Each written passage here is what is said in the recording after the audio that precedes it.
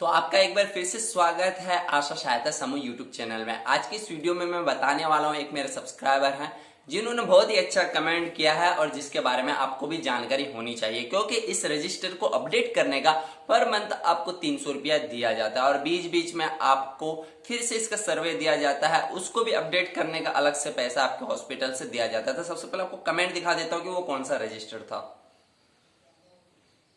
तो जिस तरीके से आपने कमेंट देखा, इससे साफ पता चलता है कि इनको योग्य दंपति रजिस्टर भरने का तरीका जानना है कि उसको किस तरीके से भरा जाता है।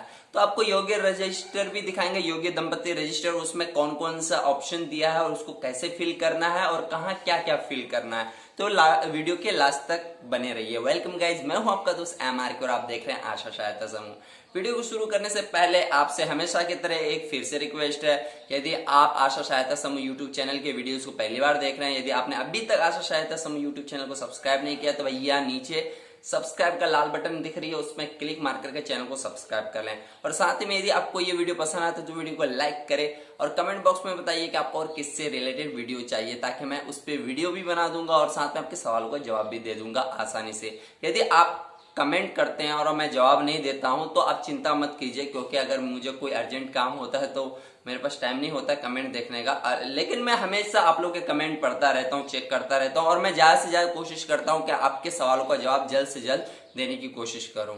तो वीडियो को शुरू करते हैं और आपको स्क्रीन में ले आके दिखाते हैं कि किस तरीके से योग्य दंपति रजिस्टर भरा जाता है। तो यहाँ आप आसानी से देख सकते हैं, यहाँ दिया है योग्य दंपति रजिस्टर। तो इसको हम ओपन करते हैं। ओपन करने पर कुछ इस तरह का दिखता है। यहाँ बहुत सारा 20 ऑप्शन तक दिया है, अलग अलग भाग में अलग अलग चीज़ को भरना पड़ता है।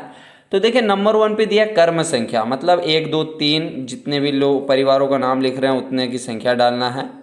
तो पहले नंबर पे वही दिया। दूसरे नंबर पे दिया योग्य दंपति की पंजीकरण की तिथि, मतलब जिस दिन नाम चढ़ा रहे हैं इस रजिस्टर पे उन दोनों पति पत्नियों का, उनके बच्चों का और क्या इस्तेमाल कर रहे हैं उस दिन का डेट डालना है। उसके बाद अगला जो है तीसरे नंबर पे दिया है महिला का नाम, और 15 वर्ष से 49 वर्ष के बीच में ही होना चाहिए, क्योंकि औरत जो होता है उसके बच्चे होने की कैपेसिटी जो होती है 15 साल से शुरू हो जाती है, मतलब शादी की उम्र हो जाती है, और 49 साल तक लास्ट स्टेज होता है जब उनका बच्चा हो सकता है, उन्हें ही योग्य दंपति कहा जाता है। तो उनका नाम चढ़ाना पड़ेगा, तीसरे नंबर पे दिया है वो ऑप्शन। उसके बाद चौथे नंबर पे दिया है महिला की उम्र वर्ष में, मतलब कितने साल की है वो लड़की या वो औरत जिसका शादी हो चुका है। उसके बाद पति का नाम है जिनसे उनकी शादी हुई है, 5वें नंबर पे वो दिया, उनके पति का नाम चढ़ाना है। उसके बाद पति की उम्र वर्षों में, मतलब वो 23 साल के हैं, 24 साल के हैं, जिनसे उनकी शादी हुई है, उनके पति का नाम, लड़के का नाम चढ़ाना है। उसके बाद अगला नंबर दिया, 7वां नंबर दिया है कि मोबाइल नंबर। मोबाइल नंबर में जो भी मोबाइल उनके घर में चालू है कोई सी भी एक नंबर डाल सकते हैं आप वहाँ पे। उसके बाद विवाह की तिथि, विवाह का वर्ष, मतलब कौन से साल में इनका विवाह हुआ है उस दिन का डेट डालना है, मतलब वो वाला साल डालना है। यदि आपको डेट भी पता है तो वो डेट आप लिख सकते हैं यहाँ पे, मतलब कौन से दिन कौन सा महीना भी लिख सकते हैं, नहीं तो अगर नहीं पता है तो वो कौन से साल में वो डाल देना है। उसके बाद जीवित बच्चों की संख्या, मतलब कितने बच्चे पैदा हुए उससे कोई मतलब नहीं, अभी कितना बच्चा उनका जीवित है, मौजूद है, उतना चढ़ाना है। 9वें नंबर पे वही दिया है। 10वें नंबर पे दिया प्रथम बच्चे का जन्म तिथि, मतलब पहला बच्चा हुआ होगा, अगर मर भी गया है तो इस डजंट मैटर, मतलब पहला बच्चा जब हुआ था उनका कौन से तारीख को हुआ था, कौन से महीने में हुआ था, कौन से साल में, वो 10वें नंबर पर चढ़ाना पड़ेगा। उसके बाद अगर दूसरा बच्चा भी अगर हुआ है तो उनका भी डेट डालना है जन्म तिथि का, अगर नहीं हुआ है तो खाली छोड़ देना है। और यहाँ ऑप्शन दिया है 12वें नंबर पे क्या और बच्चे चाहिए, अगर हाँ है तो ओबियसली ये अस्थाई साधन इस्तेमाल कर रहे होंगे, यदि अगर नहीं चाहिए तो परमानेंट वाले, अस्थाई वाले जो परिवार नियोजन के होते हैं वो वाला इस्तेमाल करता होगा।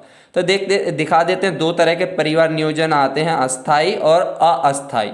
तो नंबर 1 पे अस्थाई दिया है, जैसे कि या तो पुरुष नसबंदी करवा लेते हैं 13 नंबर पे दिया, या फिर महिला बधियाकरण करवा लेते हैं 14 नंबर पे दिया है। तो इन दोनों में से एक ही को किसी को बलिदान देना पड़ता है, चाहे वो लड़का अपना ऑपरेशन करवा ले बच्चा रोकने के लिए, या फिर औरत अपना ऑपरेशन करवा ले बच्चा रोकने के लिए। 14 नंबर पे दिया, इन दोनों में से एक हो सकता है अगर उनको बच्चा नहीं चाहिए तो।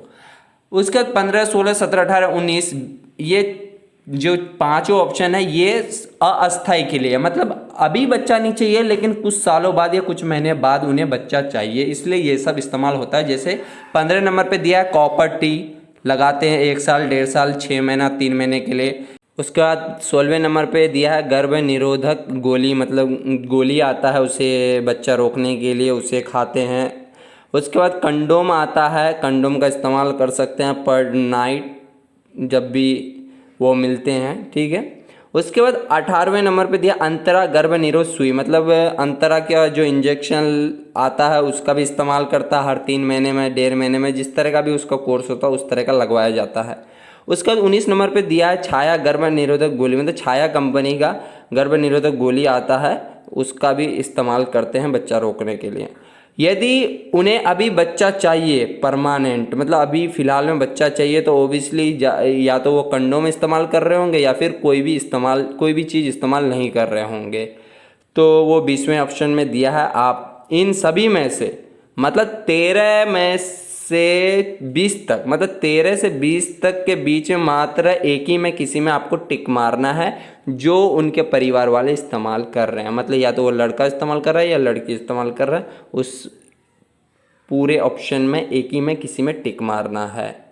तो आपको मैं भर के भी दिखा देता हूँ, एक पेज भरा हुआ है उसको दिखा देता हूँ, कुछ इस तरीके से आपको भरना है। तो फिर मिलेंगे दूसरी वीडियो में, तब तक के लिए बाय बाय।